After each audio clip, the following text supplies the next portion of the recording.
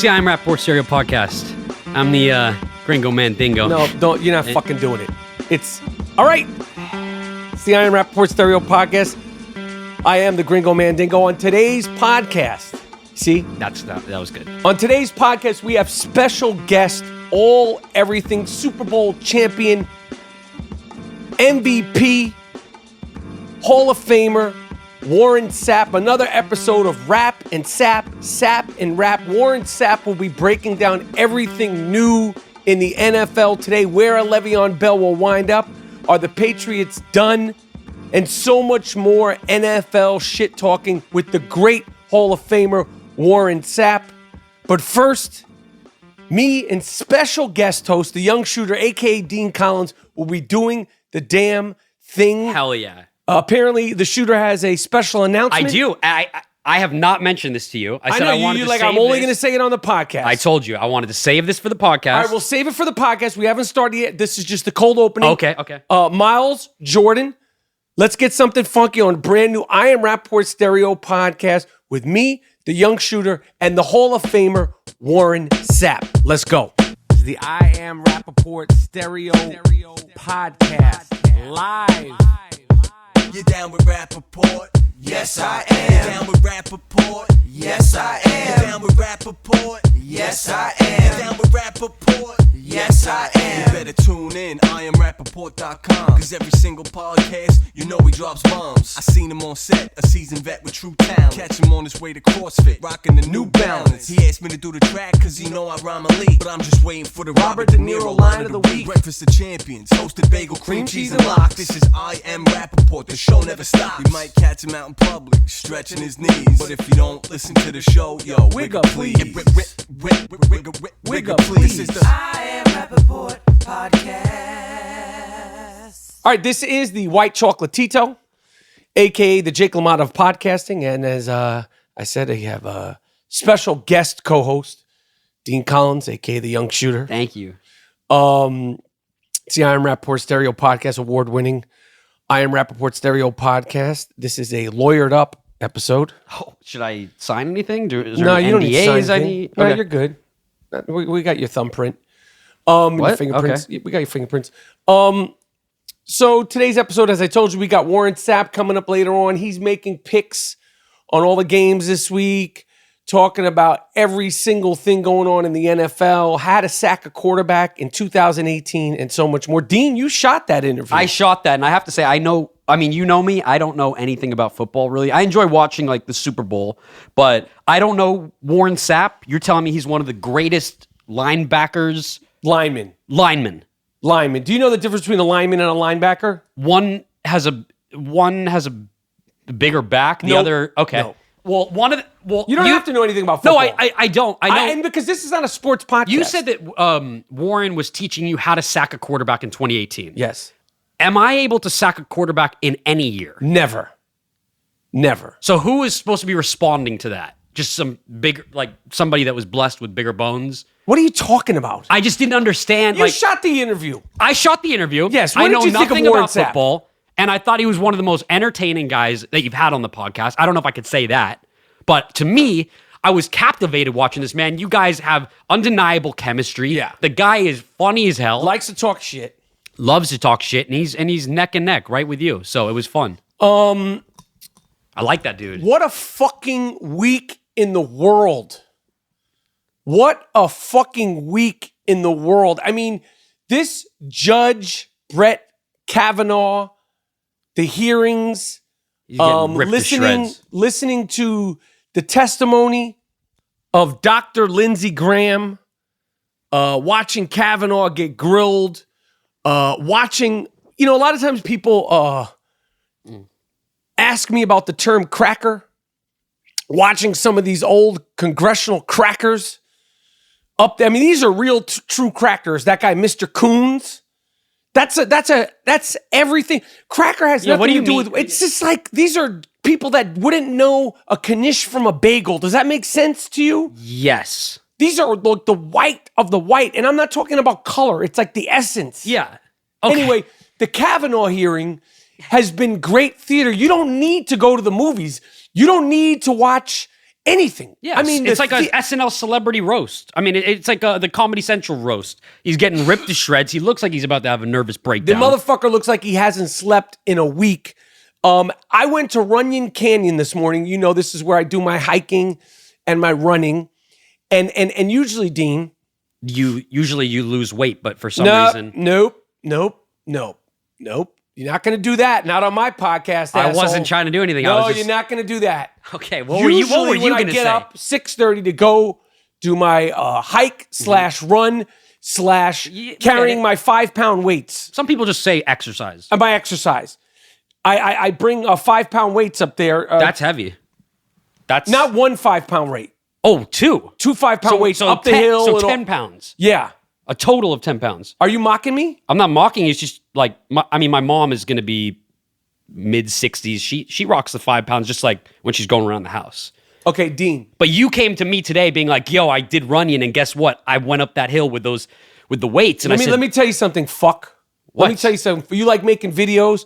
How about we go to Runyon Canyon and you carry the 5-pounders? 5-pounders are easy, like if you're like dilly down and around. I'll make a bet with you. I'll do tomorrow. Let's go. But a 60-minute hike carrying the 5-pounders. Yeah, to me that which is a total of 10. So it's my body easy. weight and all right, man. Just I'll do it. Just let me know next time you go. I'll do it. Don't you can make document faces it. when listen, the point is that I went up to Runyon Canyon. I had my weights with me. I did my walk / hike / sprints. Now I didn't have my weights when I did my sprints. Yes. I didn't carry my weights when I did my sprints. And usually, not usually, every morning that I've ever been to Runyon Canyon hiking, hike / run / we get it. Okay. I always listen to my bangers, my music. Most of the time it's hip hop because you want to get that music that's going to get you up that fucking hill, especially when you're carrying those 5-pounders. This morning, it was so nuts.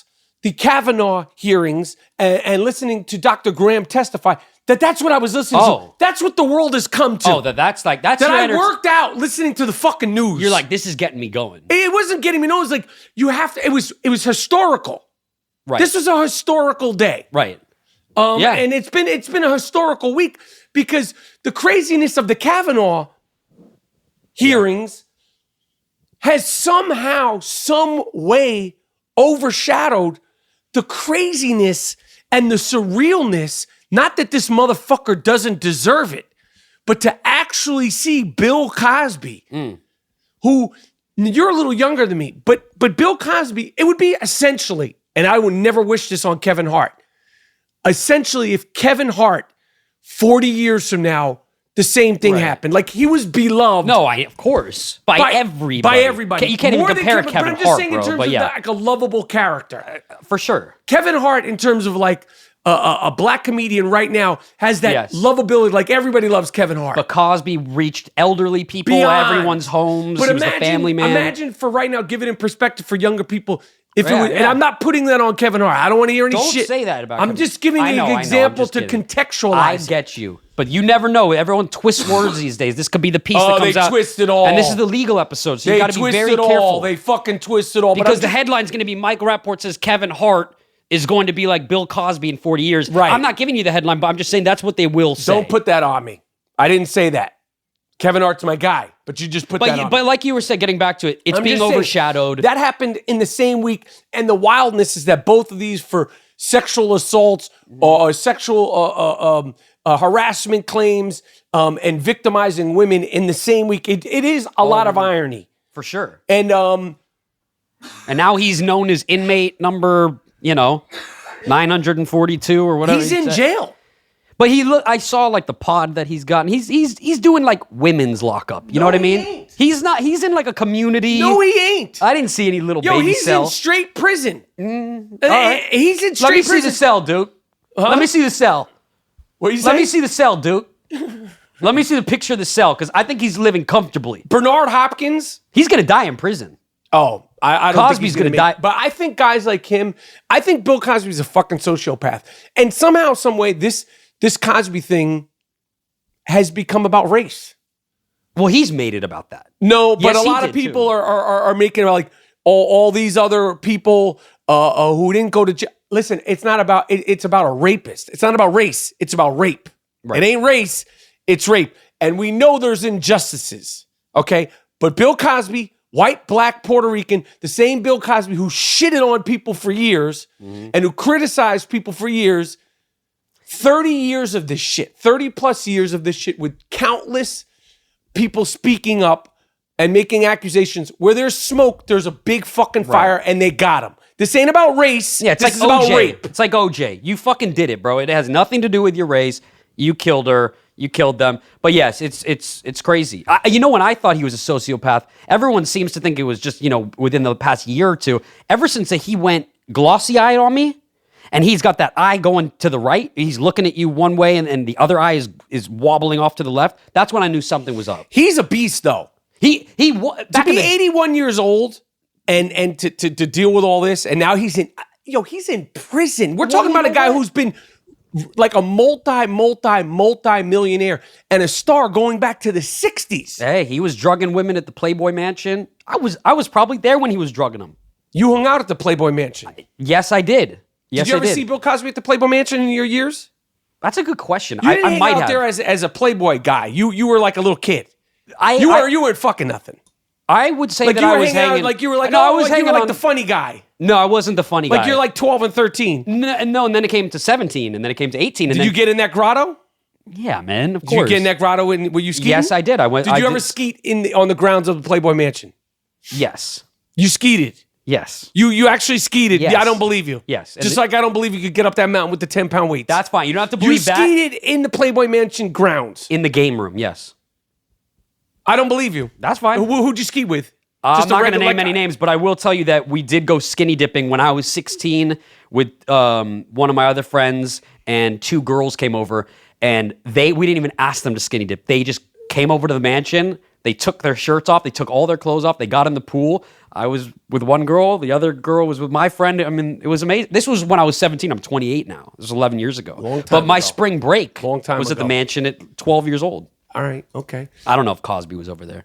Okay. Fucking creep. All right. Okay. Well, don't But make can I- false can I- accusations, because this shit could come back and haunt you. Everything No, you say I'm on not this show saying could any- come back and haunt you. Because one thing that's proven by this Kavanaugh thing is like, Don't fuck me, dude. I'm not running for president or Congress or anything, but all I have to say is like everything is on the record. So I would hope that if anything, God forbid, we're not that deleting anything shit. would- We're No. not deleting shit, What are you Duke. talk- We're Listen, not deleting that's not- these podcasts last forever, Duke. Like when this No, they don't motherfucker- no. These podcasts last When forever, a homie's Duke. getting in trouble, they don't last forever. Sometimes they go, I don't know where it is in the file, but it's not there in the we file got anymore. you on tape, Duke. What do you mean we got me We on got tape, you on dude? tape. That shit you just said The right fuck is there. this shit? We got you on tape. And let me tell you something, Kavanaugh, and the people out there that are saying this is some sort of witch hunt and all that. Yeah. This is not a managerial job at a cafe. Yeah, you're not the in fucking Target Wyoming. manager. This isn't like he's the assistant manager at a gas station in Kansas City. No. This is a Supreme Court judge. As far as I'm concerned, forget Republican, Democrat, forget any of that stuff. The testimony of the doctor this morning shut the whole thing down. Like that was about as compelling and genuine testimony and speaking that you're going to get. I don't know what you're going to do with yourself going forward, Kavanaugh. You look like shit.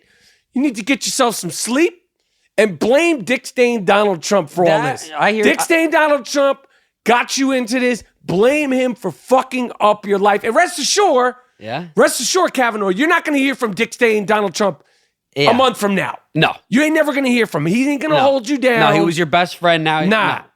He don't know you. Nah, he He don't don't know know you. Just a segue. I know that you said that you're climbing up the mountain to listening to Kavanaugh. Those are the bangers. When we're coming down the mountain, cooling down, what are we rocking with? Kavanaugh. We're rocking Kavanaugh Today, all I listened fucking to 60 minutes. 60 minutes of this thing. I'm just saying that's how compelling he's the getting whole you down. thing was. Oh, okay. But in general, it's usually bangers going up, bangers going down. Okay, I get you. Sometimes I go bangers going up, slow jams coming down. Okay, because like, I get hyped on the slow jams too. Yeah. Because sometimes I'll go up with a banger, and then sometimes I'm like really coming down that I need like Mad World, Gary Jules. Like I need like some like we Never live in heard of like, that shit. Just like really dark shit. Fuck is Mad really World? depressing. Dark Never shit. heard of that. You know, all around me Nope. are familiar faces. Nah. Okay, Never heard of like, that. That's when I'm on my cool down. All right, but we never heard of that. That's okay. We'll get to your special announcement. can I announce it? No, we'll do it in a second. We'll do it in a second. What else do you have to say? I got a few things to say. Then we'll get to your special announcement. You've been talking about, I have to say this on the podcast. No, I just didn't want. I didn't know it was. I didn't know it was a Kavanaugh episode. Now we're on the podcast. I know. I just didn't know it was. No. You made. Excuse me. You made me wait. I did.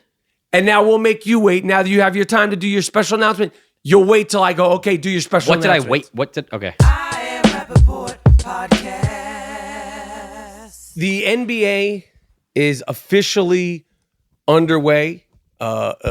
Training camps have started, and preseason basketball commences actually tonight. Wow, I think we just finished tonight. NBA. The Knicks, David Fizdale's out the helm. The Lakers, LeBron James. I don't know why. I'm going to wait till the season starts, but I don't know why the motherfucker always has his shirt off. Listen, I keep my shirt on out of respect of the general public. I don't have the body and physique of LeBron James, but my man, put your fucking shirt on. Listen, Michael, I'm just gonna say it right now. The second LeBron comes to LA, he's here. He's here right now. He's here. Okay, they're practicing preseason. They're in LA. Sometimes they go to Hawaii to preseason. They're in LA. Okay. Something tells me that you're not going to be talking as much shit on LeBron now that he's here, now that he's in the vicinity. He is in the area. He listens. So you say put his shirt. That motherfucker better put his shirt on. Okay, LeBron. Okay, I'm gonna prove you I just wrong. don't think that my man, put your fucking shirt on, Duke. You always have your fucking shirt off. He's working out every day. He wants to show the goods. Why with your shirt off? Because if you had that bod, would you be rocking it, or would you just kind of be I'd like? have my shirt on, because for me, even when I'm like sweating, when I go to my hot yoga, which I'm about to make a comeback to, when I'm there sweating like that, I like the shirt to catch the sweat. That's how you know that you're getting it. I need to see the outline of my sweat line. That's what I'm saying. That's how I hear you. Why is your shirt off all the time, Duke? He's got tan skin. He's black, so you can see the sweat more. I don't know. Nah, fuck all that. Put your fucking shirt on, man. All right. Put your fucking shirt on. It's basketball practice. You're not in the park shirts and skins. You ain't at the YMCA. It's like you wear the yellow or the purple. Like you have the jerseys. Like it ain't I hear shirts. you. And what about these guys running around LA with their shirt off, just like regular working out? That's just some bullshit. Like Italian shorts and just like as if they're fucking running nude. I don't know what's going on. You see it a lot in LA. Whatever. Like I told you I saw models. women Like they're literally trying to get discovered running the streets. But I told you I saw one topless running. A woman? Girl. Yes. I almost got in a car accident. I was driving next to the Grove, and I looked to my left. I'll never forget it. And it was a woman in her late 20s, I would say, fit, really cute, with, I would say, a B cup size of her breasts. And she was running. Jogging. Not running from somebody. No, not running from anybody. Exercising. Jogging as if she was wearing a shirt, just like regular workout. And people were looking at this. I almost crashed my car. I'd never seen anything like it. But it made my day. And it was amazing. Can I make the announcement? No. Okay. No. Sorry. I need to talk NBA right now ahead. because although the season hasn't started, the bullshit has. Media day has started. The press is, invited to the practices. And Tristan Thompson, who I think has anointed himself, because Kevin Love is the best player on the Cleveland Cavaliers. One of my favorite players in the league. I like his inside-outside. I like the rebounding. I like his style of play. I like him as a person. And I've always fucked with Kevin Love. Even when people have not fucked with Kevin Love. I've always fucked with Kevin Love. Tristan Thompson has anointed himself as the spokesperson / shit talker of the Cleveland Cavaliers. He said this during one of the first practices. We're still 4-time Eastern Conference champions. So until you take us down from that, teams ain't got much to say. Boston, Philly, they ain't got much to say. What the fuck are you talking about, Tristan Thompson? You're never winning another Eastern Conference championship. We all know why. The motherfucker who likes to play, run around town with his shirt off is the reason why you guys won the Eastern Conference championship. And you disappeared in 2 of the 3 last NBA finals. Shut the fuck up, okay? You were a detriment to the Cleveland Cavaliers in last year's NBA Finals. You were a detriment to the Cleveland Cavaliers in the most recent NBA Finals. You're not that dude. You're not that fucking dude. You can't even do a basic jump hook. You're showing workout videos of yourself working out with that trainer, Chris Brickley, who was on the I Am Rapaport Stereo podcast, doing all sorts of offensive drills. Yet in the game, you execute none of them. You are what you are. You is what you is. And you're definitely not a shit talker. And the Cleveland Cavaliers, no disrespect, Kevin Love, you're never winning another Eastern Conference Finals. So I don't know what the fuck you're talking about, Tristan Thompson. That's really disrespectful. It's just facts. Okay. Still disrespectful. He's like, we're the Eastern Conference champions. But you didn't do shit to help the team. You got to back it up. A couple of years in the finals, you did you worked against the team. You disappeared. Like he's the Tristan Thompson, aka the Invisible Man. So it's safe to say you don't like Tristan Thompson. I like Tristan Thompson, but you're not a fan of his game. No. Not a fan of his game. Okay. I'm a fan of his aggressiveness as a rebounder, but the fact that he hasn't gotten any better in his years in the NBA, and I believe it's like his 7th, 8th year in the NBA, I don't like that. All right, so Tristan, if you're listening, get your fucking shit together. Like, improve. Yeah, like people want to see you do better. Yeah, but no one wants to hear you talk shit. Just stop talking. A little less talking, a little bit more fucking playing right. A little less talking and a little bit like learning how to do like a left-handed layup. Okay. That's not much to ask. That's fair. I Am Rapaport Podcast. That was great. Can I make my announcement? Fine, go ahead. Okay, finally. All right. So basically, it's been a long time coming. I know you've personally given me shit for this in the past, but I started The Sopranos. So I'm in the middle of season 2 right now. You're watching The Sopranos. Yes. So let me tell you, I got banned from the podcast for, I think, over 6 months. I'm not even bullshitting you. I wasn't on the pod for about 6 months because you would reference something from The Sopranos. Paulie Walnuts. You said Paulie Walnuts, and I said, who's Paulie Walnuts? And that was like a big thing where people turned against me. Everyone was like, ban him. He shouldn't be on here. So I dove into it. Now that you've been watching The Sopranos, yes, I will. You understand why you got banned, right? I can understand why I got banned. Your fuckness, but I need to tell you that I have not heard anyone say, "Hey, Paulie Walnuts." They do. Hey, Paulie, or his Uncle Paulie. Do they refer to him I as heard Paulie? it once. I heard Walnuts once, and that's when I looked it up. I said, "Oh, that's Walnuts," and I love Paulie Walnuts. I love him on the show. I'm in the middle of season 2. The thing that sucks is I know certain things that happen.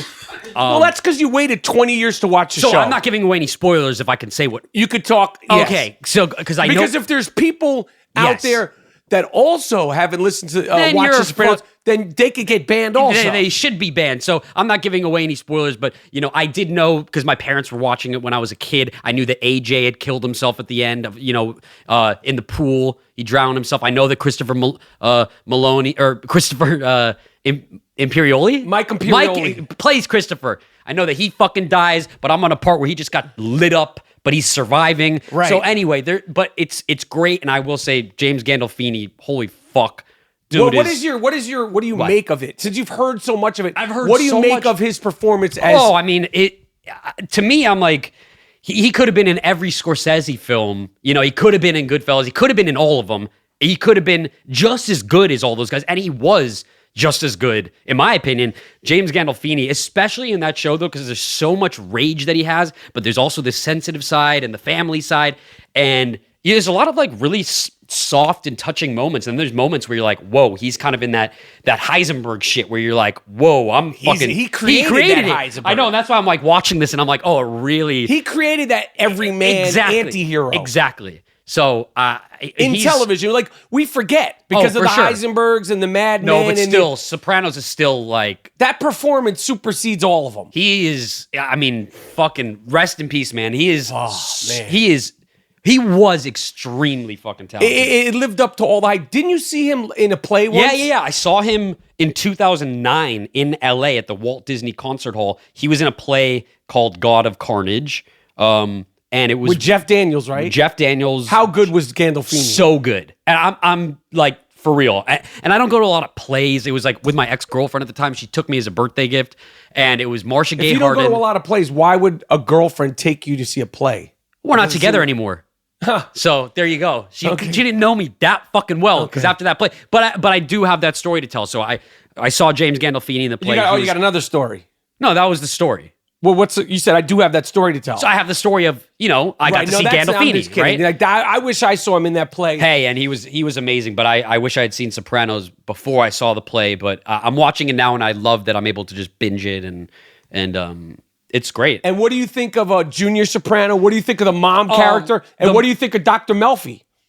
So obviously I'm a fan of I'm a fan of Lorraine Bracco from Bracco, motherfucker. Fucking You want to Bracco. get banned again? Jesus Christ, you haven't even pronounced Scorsese's name right. Lorraine Bracco, and it's Scorsese, motherfucker. No, it's Scorsese. Scorsese. It's Scorsese, and like I said, that's probably why you haven't been in one of his movies, because you fucked up his last name for 25 plus years. That fucking hurts. Well, I'm just letting you know. That fucking hurts. Well, why the fuck isn't he picking up the phone? Because he said, hello, Mr. Hello, Mr. Scorsese. Excuse me. He was on the I Am Rapaport Stereo podcast, Martin Scorsese, on Via the telephone. award-winning All Raging Bull episode. If you've never listened to the award-winning All Raging Bull episode, we had director Martin Scorsese, John Turturro, Nick Turturro, and the actual Raging Bull himself, Jake LaMotta, rest in peace, amongst others, Adam Carolla, and so many other people, Max Kellerman. It is an award-winning episode of the I Am Rapaport Stereo podcast. It is in the archives, the Raging Bull episode with Martin Scorsese. And when he got on the phone, I said, Martin Scorsese, holy shit. So I said his name wrong right to him. So if I was saying it wrong to him, he would have corrected me. And he didn't. No. I think that was the nail in the coffin. I think he said, "Hey, Mr. Scorsese, what is it? Scorsese, Mr. Scorsese," and he was like, "Never casting this guy in my movie." Nonetheless, what do you think of Junior Soprano's glasses? I love him. I think I told you this. I don't know if you've seen the commercials, but Junior Soprano reminds me of the Six Flags Magic Mountain commercials of the guy doing the dance. He's got the big fucking glasses, the bald ass head. He reminds me a little of that. I love him on the show. I think Tony's mother is God, I'm like, is this a real woman? Is this a real person? She's so wacky to me. I can't even imagine like meeting her, because she's like, Tony, I haven't seen you in a long time. So you don't know how that storyline plays itself out. I don't know how she played. I know that, Junior and her wanted to put the hit on Tony, and that was for season 1 and 2. I'm almost at Did you season see 3. the episode where Junior Soprano, they ratted him out for not going down on his Yes, woman? that was in season 1. I like that. And I like that they all talk about Muff. They talk about Muff. Are you a big muff diver? That's something that I don't want to get too. You don't have to go into detail. I'm just saying, do you enjoy muff diving? Because I do. And I got to be honest, when I was your age, it was just sort of something you did by routine. And then when I got I got single again after my divorce, You kind of. I think when you get a little older, you get the hang of it and you appreciate the whole giving of a good muff dive. Caviar, in a way. It's kind of like I enjoy it. I enjoy muff diving. I do it. I do enjoy muff diving. I really enjoy muff diving. Okay. But when I was younger, I didn't. When I was your age, what are you, 28? I'm 28. I don't believe that. I don't believe that. I don't think that you were like, no, I think that you've always probably been down with it, but maybe you didn't do it as much as you wanted to. You have to, it's like you know Rubik's Cube? Right. You need to get all sides. No, once you figure out the Rubik's Cube, it's like, oh shit, this was so easy. Once you figure out how to I never figured it out. Okay, well, that's a whole other podcast.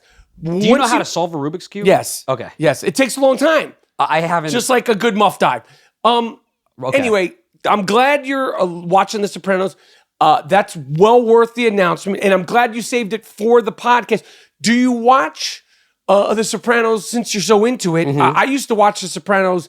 I watched the last episode of The Sopranos with Toby Morse, friend of the I Am Rapaport Shout Stereo out Toby, podcast. love the guy. And I don't want to use this offensive term, but this is what they are referred to. And again, I'm apologizing.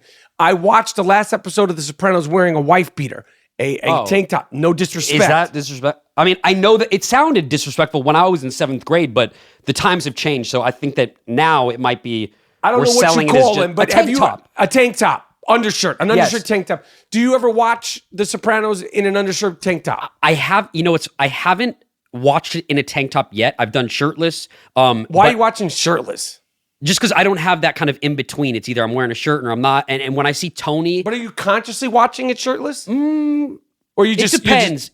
Don't worry about whether I'm watching it consciously or not shirtless. But when I see Tony, he's got the wife beater. A lot of them have the wife beaters on, but Tony's got the wife beater with the big man tits underneath, and he's kind of schlepping around like he owns the place. So I've noticed that since I've got kind of I take a shower, I'll get out of the shower and I'll start combing my hair back. I'll start slicking it back. How fucking dumb do you look? It actually looks good. And so How dumb do you look with your slick back hair? About as fucking dumb as you look right now. How about that? And how about this? I go to fucking Target. All right, I go to Target and. Listen, I will tell you, watching The Sopranos, it helps you. Don't cut that, Miles. Leave that in.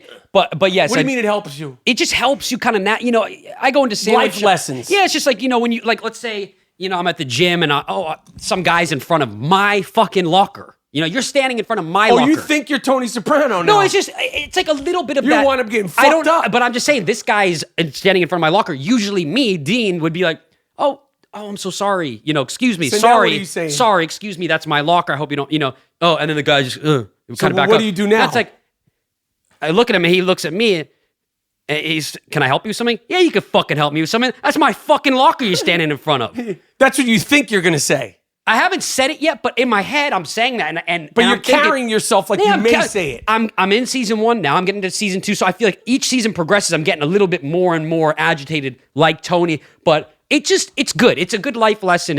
And yeah, I pass by Target and I see the wife beaters and I think about the color options of black or white, or should I just save the money? But it's a great show. There's a photo of you. I always wondered. Like in college, I remember. There is.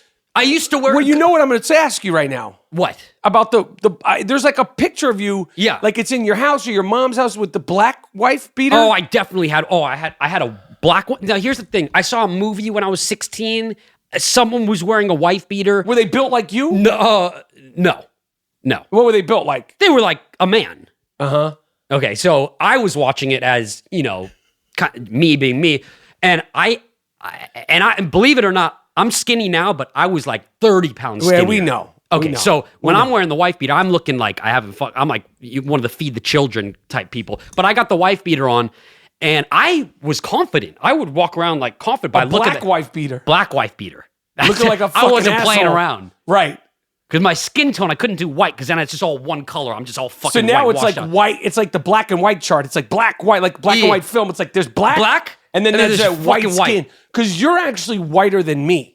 I disagree with that. You're at least as close to being whiter than me as it is possible. You're more red. You're white. You're more ginger. I'm blonde. I'm British. See, you're New York. Listen. I have an excuse.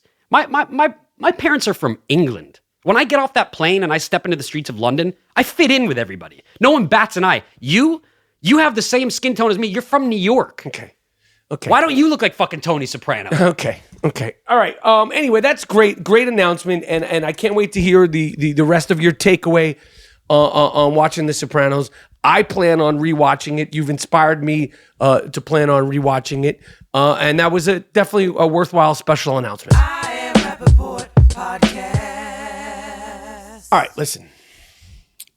It's been a high energy I Am Rapaport stereo podcast. The energy is going to get even higher because coming up next, me and Warren Sapp, the former MVP, every single award pretty much that you could think of in football, he has won, including a Super Bowl, including an MVP, including a Hall of Fame statue.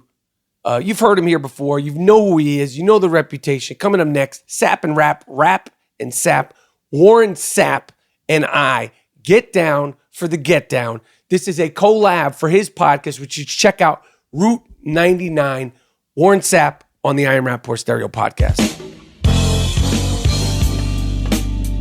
Let me tell you something. Who you're betting on is just as important as who you're betting with. That's why I only place my money and make my action at MyBookie. Trust me, guys, they are your best bet this season. MyBookie has been in business for years. They have great reviews online, and their mobile site is easy to use. I would only recommend a service to my listeners that's been great to me.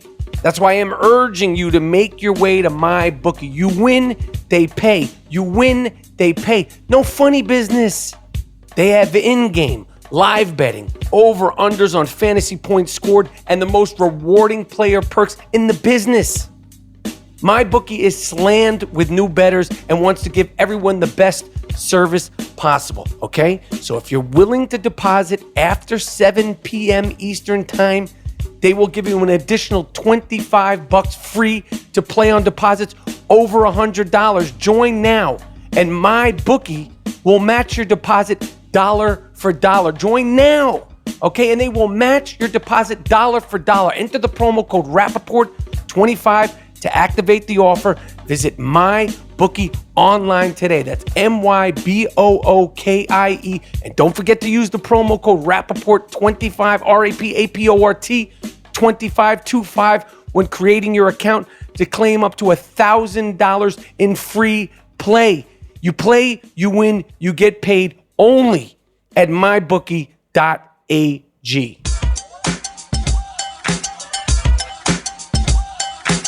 All right, Warren Sapp. Here we go. Sapp and Rap. Yes, sir. We're 3 weeks into the NFL season. Woo, it just getting warm, baby. When I say 3 weeks into this NFL season so far, what's the first thing that comes to your head? What's been the fucking, what's the first thing thus far? I can't wait to November. Why, Because the NFL season, the first 2 months of the season is nothing. Take it from someone who had a football team that went 3-4, 3 years in a row. 3-4. That's 7 weeks deep, going into week 8, 3-4.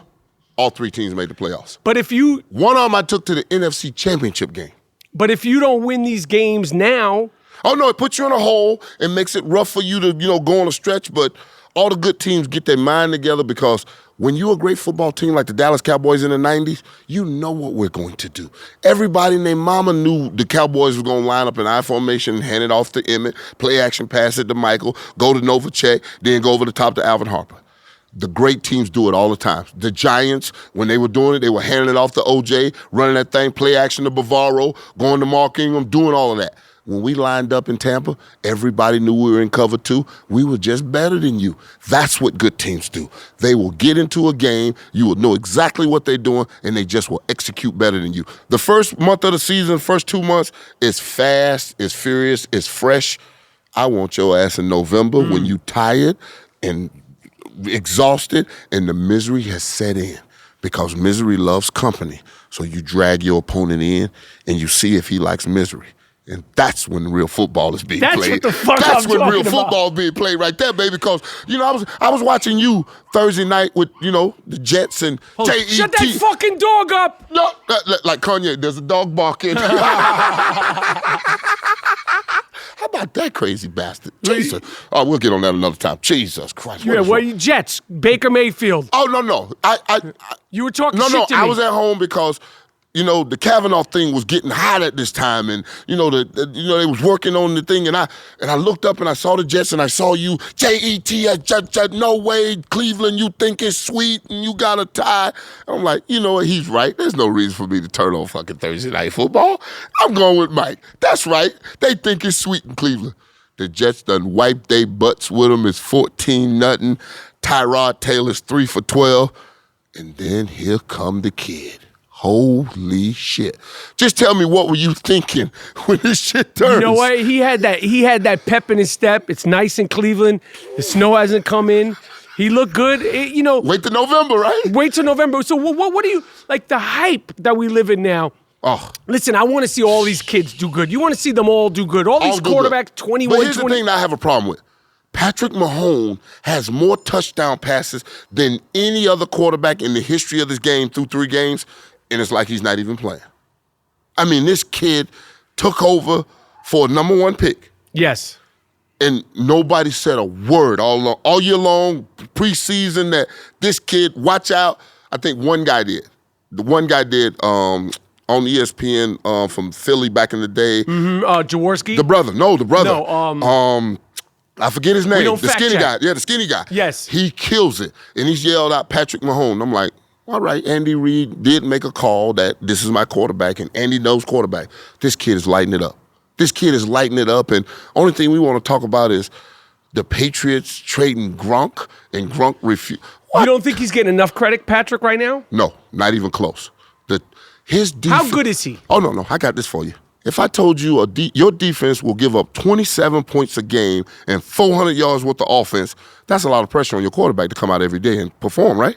That's what Kansas City's defense is giving up right now. Right. This kid is scoring 38-plus points every week. So you go into week 4, Warren Sapp in his prime. Ooh. Week 4 versus Patrick Mahomes. What would be your mentality going, like, you're playing today in your prime, you're at your best. How do you approach that kid? Are you talking shit? What do you see in him that you as a defender would be on him about?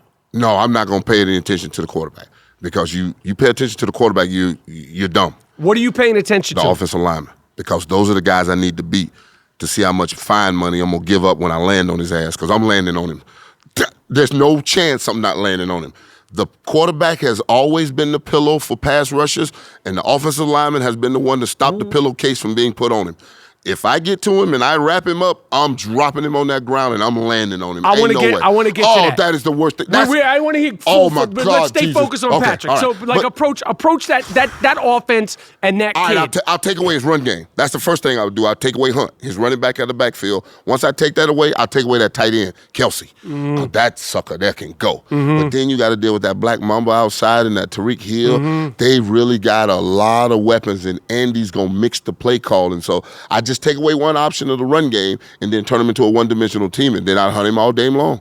And then I'll make sure my ends are up the field where he can't get out, because you saw that play when he reverse field and come back and then cock that thing sidearm like Brett Favre and let it go. Oh, my God, that's scary. That's scary. I wouldn't sleep much that week, but I'd love the challenge. Based on what you're seeing right now, he's the real right deal. Now. He's like Aaron Rodgers when Aaron Rodgers was moving and zipping and throwing that thing like that.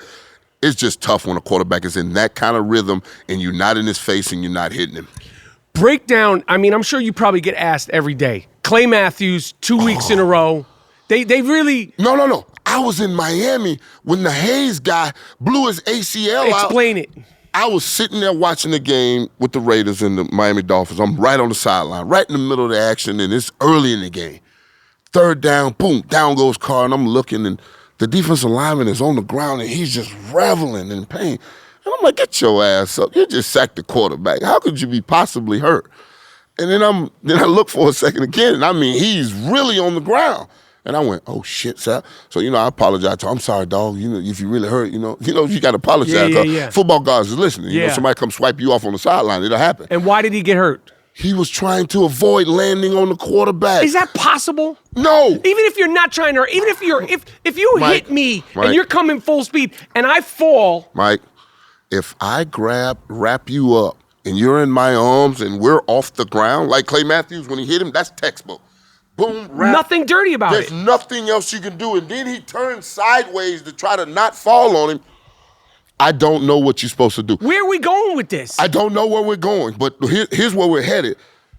To a place where defensive linemen don't aggressively go after a quarterback and the game gets crazy. Because I watched one where the defensive lineman come up, hit him, and he just spun out of it. Against the Vikings. Exactly. It was a Green Bay do Green Bay do it also. Because once you go to tapping people's pockets like they're tapping them, it really, really plays a part. They find Clay Matthews? Oh, yes, a big fine. And then it gets bigger every time. That's some bullshit. Oh, no. It is fully in effect.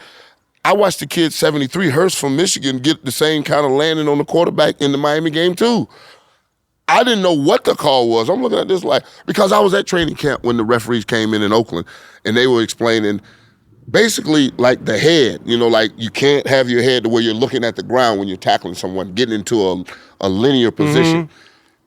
I was in the back of the room, and the funny thing was I was backed up by Marshawn Lynch, and he said, dog, I got to come up with a new technique. They won't let me lower my head no more. So you got one of the premier backs in the game now thinking, how do I catch the ball? And now, how do I attack the defender? So what is going to happen with the NFL? Obviously, everybody wants to see everybody healthy. Everybody, but when you got when you getting hit, and when you get quarterbacks defenders, you know that because that's your fucking biggest enemy. It's bad. You got Romo, you got Brett Favre. I mean, you got all of the guys that got whacked in this league. Aaron Rodgers is doing it now. all the quarterbacks that got beat up in this league in the 90s and 2000s are looking at this like, what? That's not football. So what's going to happen? We're going to have to go back. We're going to go back to where it was because that's the game we all know and love and cherish. Because when a guy doesn't block for your quarterback, let's get on the offensive lineman. Let's not get on the defender for landing on the quarterback. The quarterback's always been our pillow. If you run at me, I'm standing here, and your speed knocks me down. There's no way, because you're going to fall because I'm falling. Right over the top. And I got to wrap you up. I got to make sure you don't get free and throw this ball. If they get out of the pocket, they just throw the ball to the line of scrimmage. It's an incomplete pass. How much of a discussion is this between your guys that really know football? Like, how frustrating do you think this is? I mean, and for you to watch it. We're all looking at it and we're all going, what in the hell is going on? Because we were all together for Monday night down in Tampa for Tony Dungy. So I had from 96 all the way to 2001, my old teammates from the Bucks, all the way back when we were orange. So we were up there talking about this, and all of us was like, dawg. They were looking at me like, you'd have been broke. I'm like, yep. I mean, I would have just told them, give my whole check to whatever charity y'all want to give to, and somebody pay my rent, because this is the only way I know how to play this game. Would you be an all-pro? Would you be all the things that you want with that? I don't know, because are they giving them those sacks? I don't even know. I don't think they are, because they're moving the ball. I don't think you get the sack. Maybe you get the sack and then they move it and then it's a first down. We got to check on that. Yeah, I mean, if it's a penalty, it's not a sack. Shouldn't be, but it might be because it's a dead ball because it's after the sack. He hit the ground and then the penalty. So you get a sack, and you the get penalty. fined, and a penalty. And the first down for them. That ain't no sack. No. I don't want that sack. I wouldn't want that sack either, but don't take the sack and I get a fine and they get a first down. Now, it's a game of pain. It's a collision sport. You are one of the players, one of the Hall of Famers that just signed up and basically, pushed back for the NFL for you guys to have support. Like, we got Joe Namath, Earl Campbell. I mean, like, explain what the whole thing with the Hall of Famers and giving the guys health insurance and all that. Break it down. What it was over the course of years, it was really like way back in the day that, they were fighting for a little bit of extra money. Because, remember back in the day, the guys that played in the early days had jobs in the summer. They delivered. They got nothing. I mean, the game just didn't afford them anything. And then they got to a point where they wanted to do some licensing and some different things, and the NFL came over the top of them and basically finna shut them down. And Roger Staubach wrote a letter to then Tagliabue saying, I really find it, distasteful that y'all will do this to the Hall of Famers that, are the foundation of what this game is built on. So they kind of bagged off it and allowed them to do that and did some other stuff where they can, generate some money and some different stuff. But that went away with the quarterback club and all the other different stuff that come along with the modern day game. Okay. And the old timers got just left to the side. And now it's the Eric Dickersons, the Ricky Jacksons, the Lawrence Taylors, them icons that me and you growed up to. They're saying, wait a minute. And they're looking at the Joe Diablos and the John Hannahs and all the guys that was before them saying, they're not being taken care of, and they didn't get to enjoy the millions of dollars that the Lawrence Taylors and the Eric, that all the strikes and everything provided. So what we're doing is we're just looking at the program in which the NBA players did. They went to their union and their league and said, listen, we got to take care of our guys that put us up, because Michael Jordan didn't make a whole bunch of money until he got to his last 3 deals. Right. You know what I'm saying? Right. See, Jordan was a $3 million player those first 3 championships. Right. Most people don't understand that, and Larry Nance was the first $3 million dude in the NBA. Right. So that's crazy to even think of like that. So that's what we're trying to do, is do what the NBA did, and they took care of all their players. Life insurance, and pensions and something else. And they're not even, they're fucked up, but they're not fucked up like but they don't play a game like we play. And then they don't play the most popular game in the world that we play. So as of now, if you retire 2017, health insurance from a team ends immediately? 5 years. 5 years. When you are eligible for the Hall of Fame, your insurance ends. That's ironic. Ironic, right? You must know players that you played against, teammates that weren't stars, that are your guys, that are fucked up right now physically, and also they're getting older. Like, those checks aren't coming in. They didn't get paid Warren Sapp money. They're stalling the concussion money. They're stalling the disability money on these guys. They're stalling it all the way across the board. We're just looking at it like we're the guys that are ambassadors of the game for the next 100 years. We're the ones that, if the earth was destroyed and aliens came, they'd find Canton and be like, these must have been the men. Mm-hmm. They built bus that will last 40,000 years if I set it out in the open and then let it rain and all the elements go on it. That's what this is about. And if we are icons of the game and we play the most popular game, how ain't you taking care of the pioneers there? Because there's guys walking in that Hall of Fame every summer that are barely moving. And that ain't right. Right. That ain't right for the greatest of the game to be in that position. And that's the greatest. And then there's the guys that were just regular guys. And they're fucked up. So we got to start somewhere. So that was the whole point, to see if we can start this thing, get the insurance. That was the big thing, the insurance and a little bit of stipend. I never knew what the amount was and how they got to that amount or anything like that.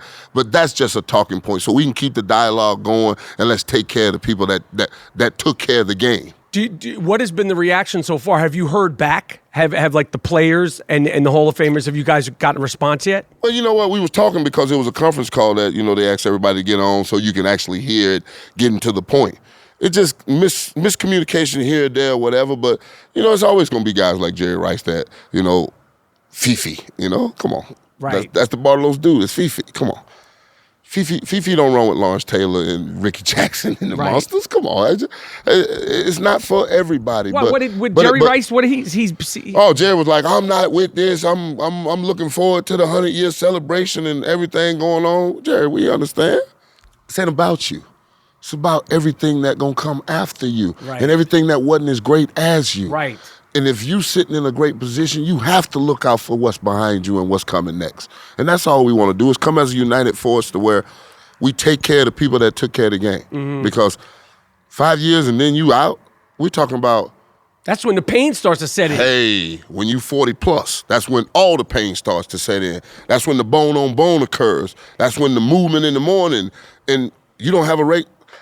I'm going to get a hip surgery. Day after my birthday in December, I signed it up because I'm just hurting too bad and I just want to walk without pain.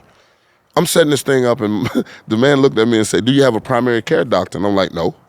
He's like, well, you got to find a primary care doctor because we got to give you blood work and everything to make sure you're ready to go into surgery. I have to actually go find a regular doctor. I never had a regular doctor for 20 years because I was always around a football place. So it was always a doctor somewhere that I can go to and get taken care of and be ready to go. But when that is over, you're just like a regular citizen. Yeah. That's crazy. Right? That's crazy. That's crazy. But that's the game we play. So you have to prepare yourself, and you don't know this is coming until it's coming. And it's upon you then. Right. Yeah. All right, this year NFL. Defense. What's the best defense in the league so far? Jacksonville. Why? That front four and those corners on the outside and their safety play. I don't really like their linebacker. Jack, 44, kind of leaves something to be desired, but he's covered up on the front and the back end. Right now they playing good football, but they still got to find themselves a quarterback because as great as defense as you play, you'll see a game like last week when they lose them to Tennessee, and their quarterback was out too, 9-6. You can't lose a football game like that when it's defense. Your guy Gruden, Khalil Mack, pass rushers aren't easy to find. You know Gruden. This is your guy. Give me the inside scoop on. What is your take on this? I mean, this motherfucker's playing probably his best football now. He's playing like he's got something to prove. Possessed. So, first, specifically, Khalil Mack, how great is he? One of the premier rushers in the game. Outside of Von Miller, there's no other pass rusher that I would take before Khalil Mack. Hands down. Von Miller, Khalil Mack, A1, A2, however you want it. But, I mean, the kid can go. Flat foot go. But the thing about it is with Gruden, he was not going to handicap his franchise by paying a defensive player. Even a great defensive player, now they can't stop shit. I understand. But what do you do with the quarterback, your receivers, the other receiver, the third receiver? We're not worried about the coach money. That don't go in this pot. So 3 games into it, the Raiders' defense got 3 sacks, and Khalil Mack has 4. Yeah. Do you think Gruden is like, fuck? No, it's or football. Did he know? No, he knew. It's football guys. Football guys will punish you for a bad football decision. That was a bad football decision. He can say whatever he wants to say 1,000 years from now, or whatever he wants to say. Every time I see him, I'm like, you need a pass rusher. And Arden Key will be a good pass rusher, but Arden Key will not be Khalil Mack no time, no point in his whole life. He might have 1 year where he'll outdo Khalil Mack, but this young man, Arden Key, will be a good pass rusher. Hurst will be good, but boy, it's tough to take away that number of sacks in that years and just leave it away from your football team and say go without it. Assuming everybody stays healthy, how is their season going to play out?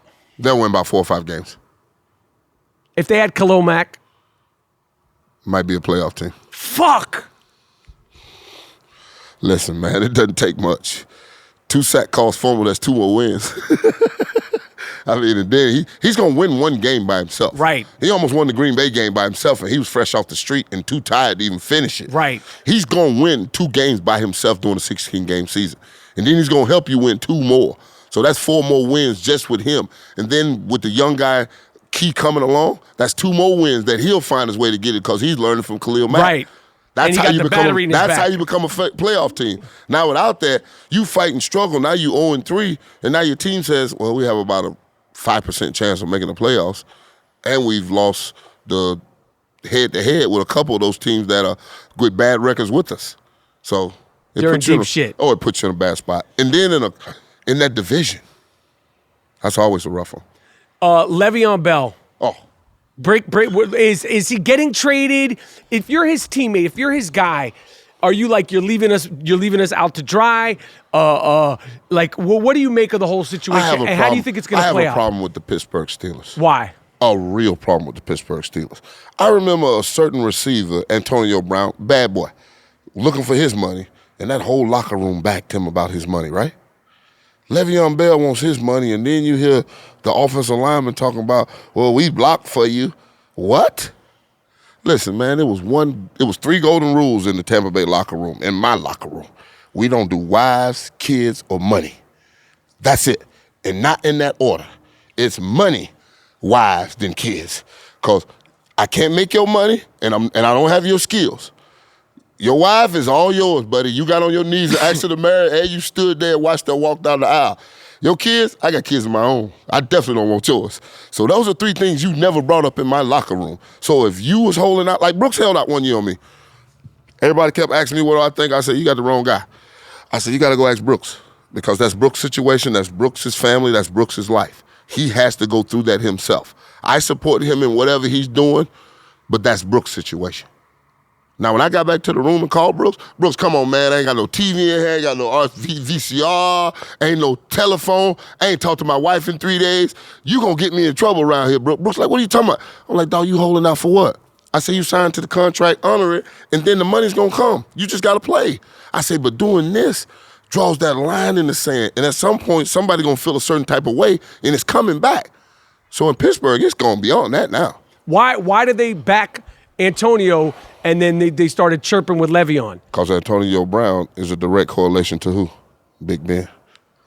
What do you mean? Who's the one guy that must be happy on every football team? Oh, the quarterback. I see. But Le'Veon Bell isn't. I mean, shit. He catching. This ain't a running back oriented league no more. This ain't when you growed up. He's this damn ain't near, hold on. He's like a receiver though. When we growed up, it was about the running back. Earl, Sweetness, Tony Dorsett, Eric Dickerson. I mean, that's just what it was. You got the ball 30, 38 times a game, and the more he got it, the stronger he became, right? We all lived that. This is a past. We watched Kirk Cousins throw the ball 55 times in a football game on Sunday with the Buffalo Bills getting your ass whooped 27-6, and you only handed off 4 times? Yeah. We watched Adrian Peterson, a freak of nature, get passed around like a wet joint. Here, no. Here, you hit that. You hit that. Now he's leading the league in rushing. Right. Running backs are a dime a dozen, 2 nickels every time. They'll find one. But even a Le'Veon? Listen, you remember they when got Connor all right, in there? Give me 3 years back. Who's the greatest running back in the game? Shady McCoy. Right. How fast is that gone? Now the best running back in the game? Todd who? Gurley. Oh, yeah. Slender guy, catches it out of backfield. It just keeps passing. But the most dangerous dude you say is that dude down in New Orleans, right? Kamara? Right.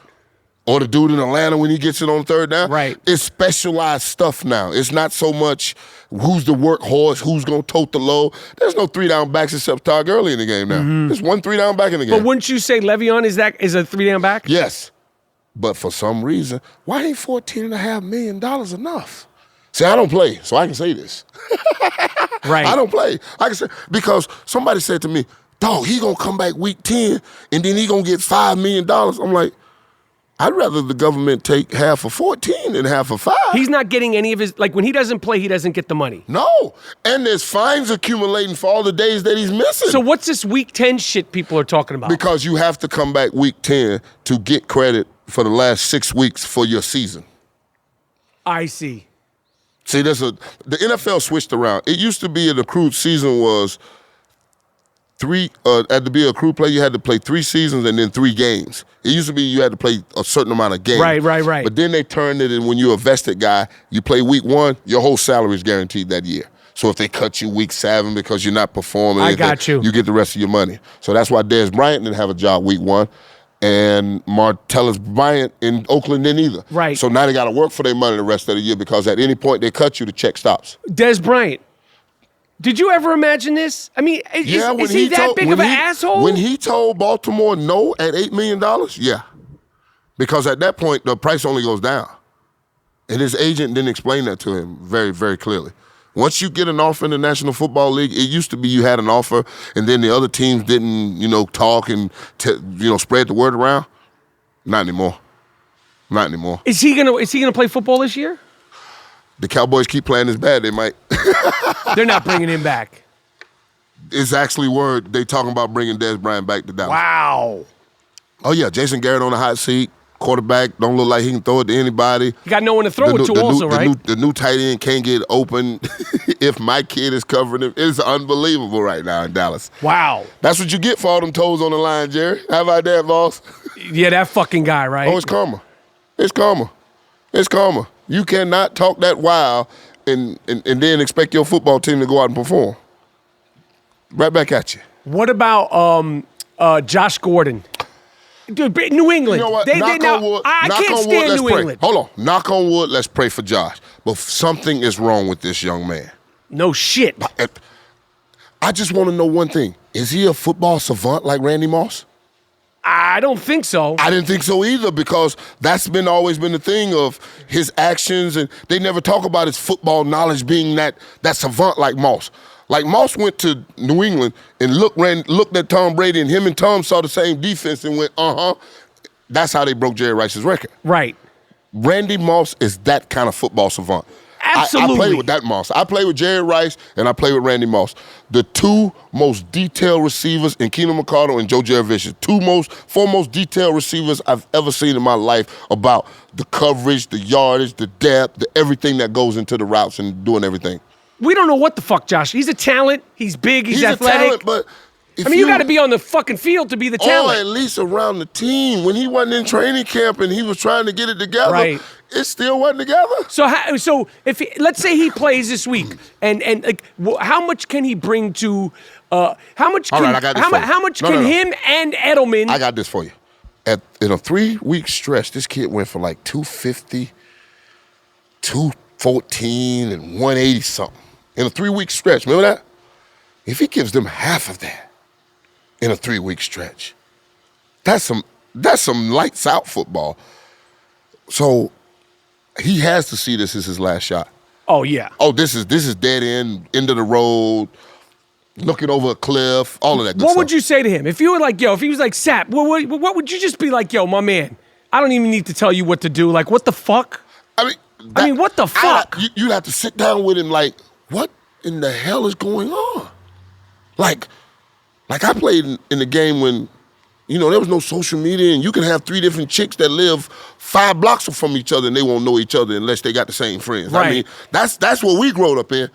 In this day and era, when everybody got a pocket paparazzi and everything going on, son, I need to know what kind of life you living.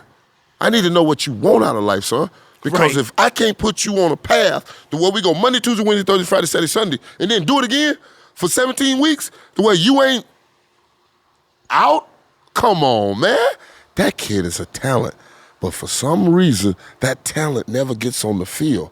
And there's something missing in between work and home. Some in between there in the streets is grabbing him and got a hold of him. Because home is safe and work is safe. But these two places he's not found in for some strange-ass reason. Are the Patriots in trouble? They lose 2 games. Oh, no. They're in trouble because, listen, once you go and show that type of performance to one of your ex-head coaches, he's talking to that coaching staff. He talked to those players. This is a copycat league. This will be duplicated again. What did they do? The game plan. Swapped it up, ran it at them. I mean, did personnel stuff, did everything. I mean, and you can see the players reacted to Patricia like, oh, Coach, you had it. Like Coach, you had it. Boy, we're going to follow you to the... That might be Detroit's rallying cry for the next couple of weeks. But it's still going to have to come to a point where you're just better than your opponent at what you're doing, and they know what you're doing. That's what it all comes down to late in the year, because everybody's tired, everybody's miserable. Can you execute your offense and defense better than your opponent? And the Patriots? They're in trouble. Because of? Their personnel. I think their personnel is finally catching up with them. For so many years, they were just mixing and matching and putting a Band-Aid on. Josh Gordon? What you got up there, some truth serum bill or something? I don't know what the hell going on. And what about their defense? Don't exist. Well, Detroit had their first 100-yard rusher since Reggie Bush.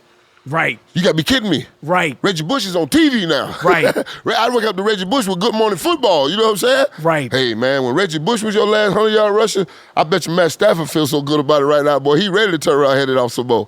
What about my New York Giants? Oh. You know what? I got more questions about the Houston Texans that allow fucking Giants to walk in there with Flowers at tackle. And where's J.J. Watt coming? He had 3 sacks, but it must have been the 3 easiest sacks ever in the game because Eli was on fire. Where'd he go? That was their first, to me. Now, I predicted that Jadeveon, even though he didn't play, but I predicted that JJ and Badger and that team was going to fuck my Giants up. I was like, this is going to be the end. This is it. Oh, the Texans. I was like, this is the part. This is going to be really the end. This is when it gets bad. This is going to be it. And they distributed the ball. No, they got did the a great weapons. job. They did a great Saquon job. was playing. Sterling Shepard. They did a great job. Odell. Listen, for some reason, Houston, we got a problem. You supposed to be a team when you had your quarterback, the Deshaun kid, the Watson kid, you were putting up 50 a game with a defense that was going to give up less than 17. 27 to the Giants? Oh, my God. Eli had a field day on 370-something yards, 380-something yards, 3,000. Ah, come on. Is that a Giants improvement or a Houston? Giants improvement. Because whenever you go on the road in the National Football League, that's a tough game to win. That's a tough game to win, to go into somebody else's hostile environment with a good defense, with an offense that can score some points, with a mobile quarterback. And the Giants really don't have no pass rushers. No. And 52, oh, my God. Ogletree, oh, my God. He's a liability on defense. An absolute liability on defense. And why does my man Flowers how bad is he? Is he bad? That's so bad. Like he's an offensive lineman who's famous for not being good. He's from the University of Miami too. But so that's weird that So an that really offensive hurts. lineman he's probably one of the most famous offensive linemen for not Being in the good. league. His name is known for not being good. I know he's a Giant. I know it's New York, but that's crazy, right? So is he not good? Because he was a top 10 pick. Okay. When you're a top 10 pick and I you're see. picked to protect the quarterback's blind side, like Jumbo Elliott, like all the bad boys, Riesenberg, all the bad boys in New York after all those years and did that, and now you on the right side, where the weakest one of the 5 is, and you get over there and Calais Campbell put a move on you and you trip him. Me and Calais had a nasty conversation about Flowers. I've never seen three exclamation points on a message unless it's with Donald Trump. You know, he the only one I've seen with this. He found a way to put 3 exclamation points on my little thing, emphasizing. He was like, who, because I hit him with, who does a tripping? You know, we Canes. I mean, you get whooped, you got to let that thing go down. You don't trip nobody. What are you doing? That's one of the dirtiest moves ever. You tripped the man? Oh, he almost got his cane card taken. All right. Jimmy Garoppolo could have ran out of bounds. I don't know where he thought he was going. Unfortunately, ACL, right? Hey, listen, I tell all these white quarterbacks, hey, I know you hanging around a lot of brothers, listen to this mumble rap and all this bullshit, and, you know, got your little skip going, Jimmy G. I watched it on my man Baldy's little tape, you know, the Jimmy G skip, playing the game with enthusiasm. Get the hell out of bounds, man. These kids are so messed up nowadays. I've seen them hit a quarterback in the face sliding one Sunday. They ain't caring no more. They are going to get their hits. They going to take their shots. Any quarterback out there, brothers, you on the sideline, step out of bounds and do it very quickly or face the consequences. RG3, is that, I mean... RG3 was the dummiest of all dummies, because if you watch Colin Kaepernick, he didn't take many. He ran out of bounds all the time, went out of bounds all the time. And he finally took his hit, and it kind of throwed him off too. All you quarterbacks, trust me, we're waiting on that one opportunity when your ass don't run out of bounds, and I guarantee you, boom, goes the dynamite every time. I mean, nobody wants to see anybody get these knee injuries, but Garoppolo, I mean... Go out of bounds. Go out of bounds. It wasn't the last play of the game. No. You in the middle of the game getting good, getting this thing going, moving it. Get out of bounds, son. We need you. Who's the backup in San Fran? Well, no, they worked out Kellen Clemens, T.J. Yates, Tom Savage. I'm reading the names. Hold on. Tyler Jonathan is back. E.J. Emanuel. T.J. Yates. Tyler Jonathan. Yeah. Landry Jones, Matt Sims, and an undrafted rookie, Kyle Allen. Colin Kaepernick can't get a look. I mean, a workout? Can he get a workout? No. He's got a lawsuit, and it went past the preliminary stages, so now we actually get to get in here and see if we see some emails. Eric Reid. Oh. Now, you could say Colin Kaepernick, like he's the face. Yeah. You could say he was declining. Yeah. He can't throw. Uh-huh. How good of a football player is Eric Reid? I wasn't an Eric Reid fan out of the secondary. But a good to guy. Play in the NFL. Yeah, more than good enough to start, because I watched my safety get thrown on his back and tear his knee in Tampa on Monday night. Did you see that? Yes. Chris Conte. Yes. Get thrown on your back and you tore your knee up? If you were Clay Matthews and you got fucked the way he got fucked the last 2 weeks, if I was Clay Matthews this week, I'd take a knee to the NFL for what they did to me. Like, I'm taking the knee for the rules. I mean, Clay fucking Matthews, he's the one who right now has a right to be like, yo, I'm boycotting. I got long hair, I got blonde hair. All that. Got the bloodline, got 3 generations of great football. In 10 years, I've only had 4 roughing the passer penalties ever. You took a game away from me. Oof. And the other one killed the momentum and got the Redskins going again. Yeah. Those are big plays. All right, this week, week 4. You know what I'd be? I'd be playing for free. Because I'm not trying to. I want to hear that oof. Right, you just be like, fuck it, you're not gonna take the money away. And I not have no fun. Oof. That's what you want to hear. That's what you want to hear. Is there a way to sack and not get that oof? I want to know how you sack and push the eject button in the middle of it and get off of him on your way to the ground. How do you do that? I don't know. I got 2 questions for the NFL. How do I tackle a moving object at full speed with my shoulder and I don't lead with my head? Right, you got to be like that. You got to turn side. You got to dive sideways. And potentially hurt yourself. Exactly. Because it's so unnatural. How am I going to get him and then eject? I don't know how you do that. I mean, if you pick the motherfucker up and like drop them down, is that a penalty? Oh, yeah, that's a penalty. That's crazy. Can't pick him up. Oh, no. So, no. but if you pick him up. That's the old Warren Sapp, picking him up and whoo. You can't do that. So you can't even pick him up and throw him down? No, pick the prize up and throw it across the room? Right, the prize. Who's the best who's the top 4 quarterbacks this year so far? Patrick Maholmes. Goff? Yeah, Goff is playing good football. And it's like 4 of them there, because Fitzpatrick has 1,200 yards in the first 3 weeks. Drew Brees has got monster numbers too. I mean, and Matt Ryan had 5 touchdowns Sunday. They're breaking records point-wise, touchdowns. Oh, it's stupid. Because of the rule changes. Yeah, correct? There's no more hitting. The middle of the field is wide open. I told them they built the Autobahn in the middle of the field, and there's exits and byways and passways to get up there all day long. And you know the Autobahn, you go fast as you want. Fast as you want. There's no speed limit in the NFL. It's not that these players are that much better. No, they're not. Because these players are not smart enough to recognize zone and man, so the NFL had to implement a rule to protect them that you can't hit them as they come across the field doing like this here when it's zone. The players. Don't be the ball. You don't remember that kid it was Atlanta, and they were playing the Eagles.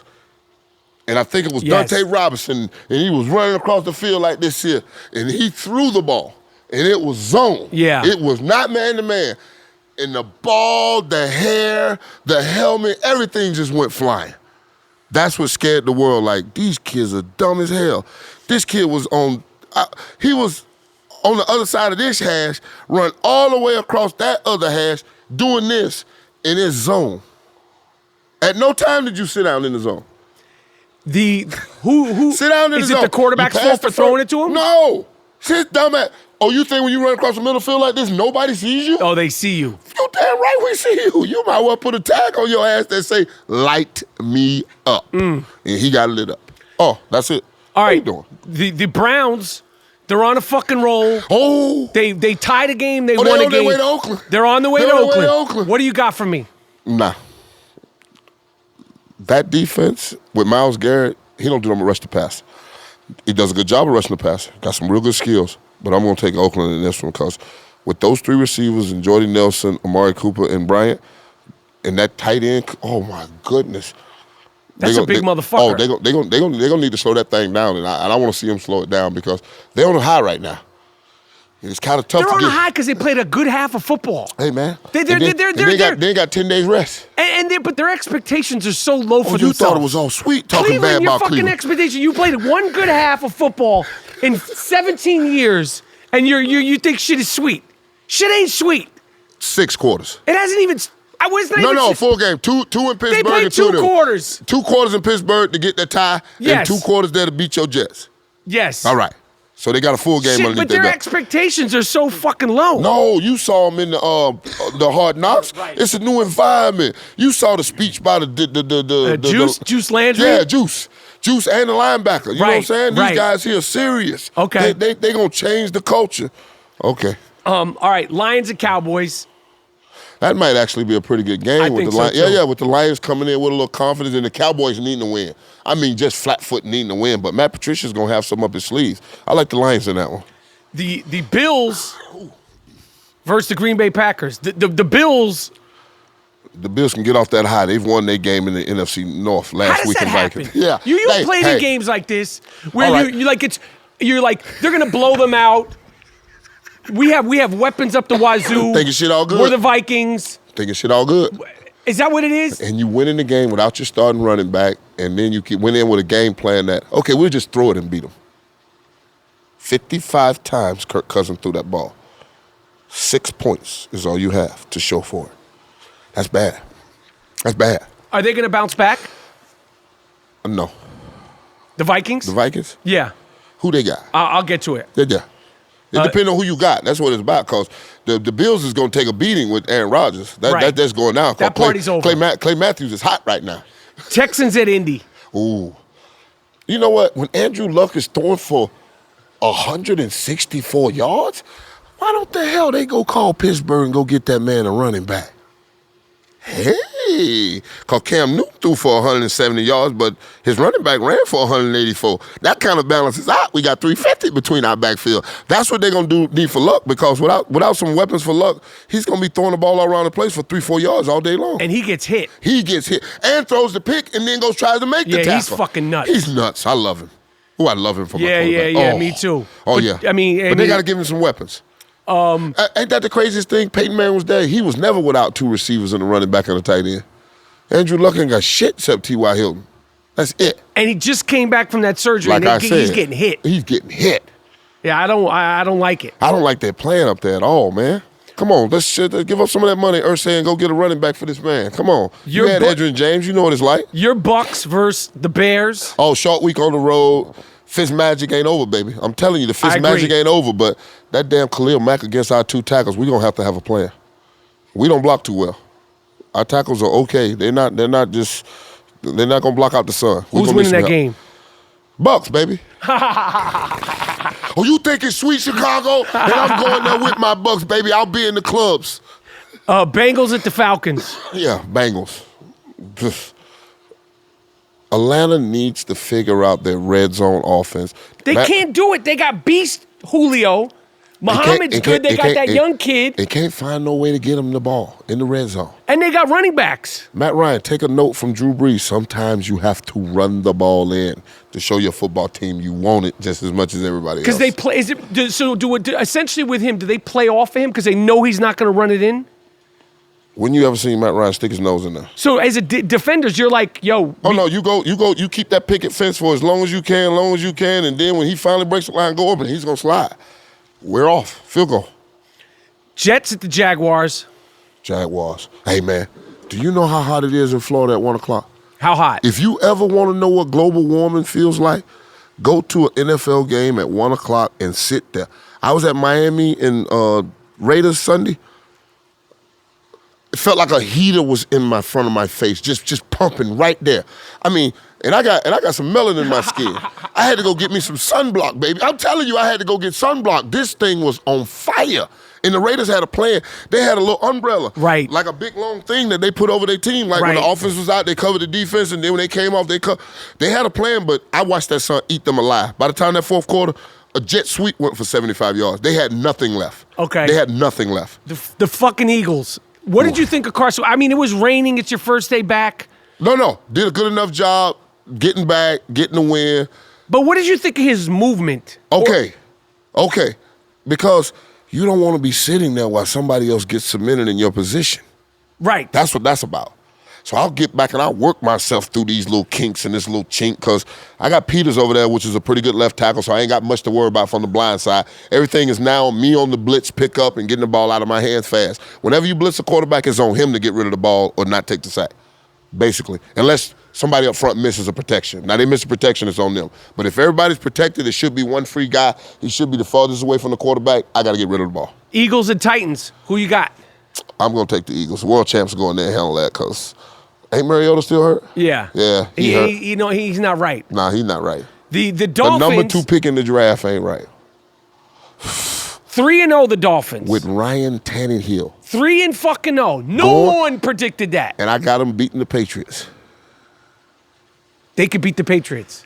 Cameron Wake and that front four can go. Hayes is out, but they still got enough rushes.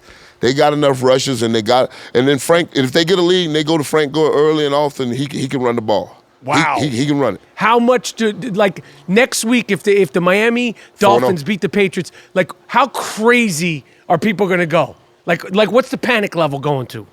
It's going to go from that 5 right now in New England to an 8.5. They might trade Gronk. Get the fuck out of here. Listen, how many times you heard Bill Belichick being talked to like that by a player? Right. And that player's still there. He got his revenge on Butler, but the outcome got back on him. But he never lets a player get away with that. Adalius Thomas, I ain't no kindergarten around here. He was gone. Remember that when they was late to work with the snow? Yeah. He doesn't play that. That's his house, and he runs it with an iron fist. And there's something. Rob Gronkowski. Hey, man. Is that real when they said that, they were thinking? Is that, it could be a conversation. In the National Football League, with their smoke, there's a big fire down at the bottom. And a bunch of people trying to cover it up. That's why you only see a little bit of smoke. They trying to smother it. I'm telling you. He always evaluates his team 3-4 years in advance. That's why he's that good. He's planning for he planned this thing for when Tom is gone, who will be the quarterback, how this quarterback will get along with Gronk, and a whole bunch of other stuff. Oh, he covers every stone. Seattle's playing the Cardinals. Yawn. Fucking Bird Bowl. Yawn. Do we care? Is Pete Carroll done? No, I think that offensive line is done. They've dismantled the defense. Ain't shit they can do. And Russell Wilson is taking a beating. I mean, shit, he had 12 sacks in the first 2 weeks that O-line gave up. And he's one of the most elusive quarterbacks. So I guess, Sierra at the house, they didn't, the thing's slowing down over there. Right. You ain't as young as you used to be. But, hey, the Rams pretty much got an easy run to that division right now. The Saints at the Giants. I think this is going to be a shootout. Shootout all day. All day. Big money, big numbers. Over. Take the over all day long. This is over. Don't even worry about who wins. Just take the over and enjoy your win for the weekend and enjoy the festivities and the touchdown because they're going up and down that field. Niners at the Chargers. Yawn. Done. Yawn. Phillip Rivers will win that one now. He's the only quarterback in the game. He has to show his superiority. And they're in deep shit without Jimmy G. Who is the damn backup? I don't know. We don't know, really? I don't no know. fact checking on here. Damn it. I fact checked. I broke rule number 1. I still don't know. I know Kaepernick's in New York, so I know. Ravens in Pittsburgh. This is always a banger. There's a paint swapper right here. This is swapping paint. And the Pittsburgh defense is not very good. I mean, they're just not. So take the over in this one, too. This one going to be a shootout, too. Joe Flacco should have a good game, but the Baltimore defense can. But they can't. They won't be able to shut them down. This won't be 17-20. This will be 35-38. This is going to be a shootout, yeah. The Chiefs at the Broncos. This is the Chiefs. Or is Vaughn going to touch them? He definitely going to touch him. I already talked to nephew. I said, nephew, you already know, Unc. I'm hunting him all day long from the time he get off that bus. You live for Sundays like this. When you got a quarterback like this, it's the ultimate challenge.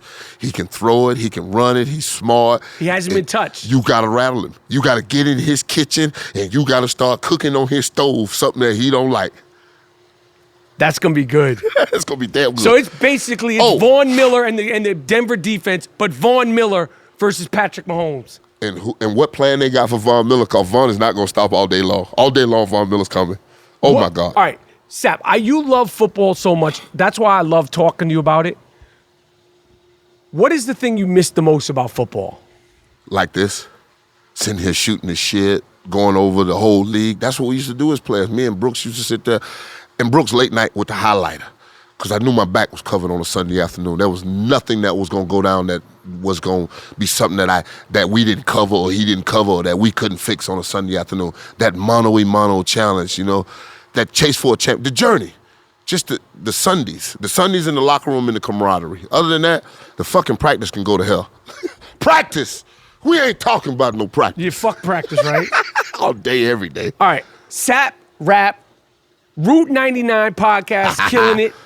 Are you enjoying being a podcaster? You know what, dog? You love to talk shit. One man, one mic, dog. Sometimes you just get into your own world and just vent a little bit. You know what I'm saying? Like when I see you on that dick stain, I'm like, he loving it. I call him the orange orangutan. So you on that dick stain and that orangutan, I can see the passion. You can see the love. That's what it is with the podcast, because you love it, right? You got to give it to the people. Got to give it to them. Sapp and Rap, I Am Rapaport Stereo Podcast, Route 99 Mashup. We out. Ow! All right, I want to thank my man Warren Sapp for rocking on the I Am Rapaport Stereo Podcast. This is a Route 99 I Am Rapaport Stereo Podcast Killa collab from the quarterback killer. I want to thank you, Dean Collins. Oh, thank you, man. I always love opening for the big guests. Yes, that's good. And thanks for the special announcement. Thank you for letting me announce it on your show. I wanted to drop it here. Well, thank you. Thank you. Okay. Miles, Jordan, take us out of here with something real nice, something real proper. This is the I Am Rapaport Stereo Podcast. My name is the White Chocolatito. I am out.